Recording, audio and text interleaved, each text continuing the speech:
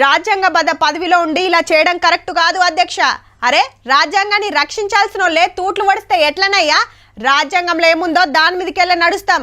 రిజర్వేషన్లు రాజ్యాంగం ఇచ్చిన హక్కు, గిట్ల కింద మీద వేస్తారని గరీబుల కోసం అప్పుడే రాజ్యాంగంలో రాసిండు అంబేద్కర్ సారు.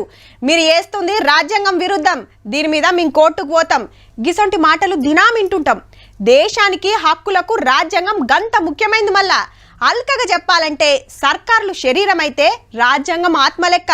ఇప్పుడు గీ ముచ్చట దేనికంటే జై సంవిధాన్ ఎక్కడిది జై రాజ్యాంగం, జై కాన్స్టిట్యూషన్, జై సంవిధాన్ నినాదాలతోటి మారుమోగింది పార్లమెంటు.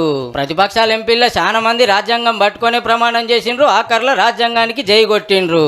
జై సంవిధాన్, జై సంవిధాన్, జై కాన్స్టిట్యూషన్, జై సంవిధాన్. కాంగ్రెస్ వాళ్ళంతా ఇద్దేస్తే ఏరే పట్టోళ్ళు ఏరే రంగున్న రాజ్యాంగం తెచ్చుకున్నారు. ప్రమాణాలు చేసినాక దేశానికి రాష్ట్రానికి దేవుళ్లకు జై కొట్టేటోళ్ళు ఇంతకు ముందు. ఈ తాపకు రాజ్యాంగానికి జై జైలు పలికిండ్రు. మోడీ సార్ ప్రమాణం చేస్తుంటే ఇదే చూపించిండ్రు. బయట చూసి ఇవి పట్టుకొని నిరసనలు చేస్తుండ్రు. ఈ పంతనం అంతా రాహుల్ గాంధీ సార్దే. మళ్ళా ఎలక్షన్ ప్రచారంలో కన్యాకుమారి నుంచి కాశ్మీర్ దాకా, అస్సాంకి వెళ్ళి గుజరాత్ దాకా ఏడ మీటింగ్ పెట్టినా ఇదే చూపించుకుంటా బీజేపీ మళ్ళా గెలిస్తే రాజ్యాంగాన్ని రద్దు చేస్తుందని ప్రచారం చేసిండు. రాజ్యాంగం అంటే పెద్ద పోయి ఎంతో బరువు ఉంటది అనుకుంటే గింత చిన్న బుక్ అని అందరు కాయిస్ చేసే వరకు ఫుల్ డిమాండ్ పెరిగింది.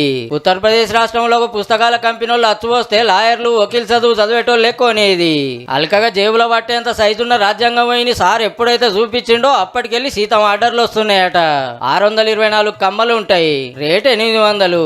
రూల్స్, సెక్షన్లు, హక్కులు, రిజర్వేషన్ల గురించి వివరంగా ఉంటది. బుడ్డగా మంచిగుందిలే. రాజ్యాంగం గురించి తెలుసుకోవాలనే కాయిస్ ఉంటే చూడుర్రి మరి.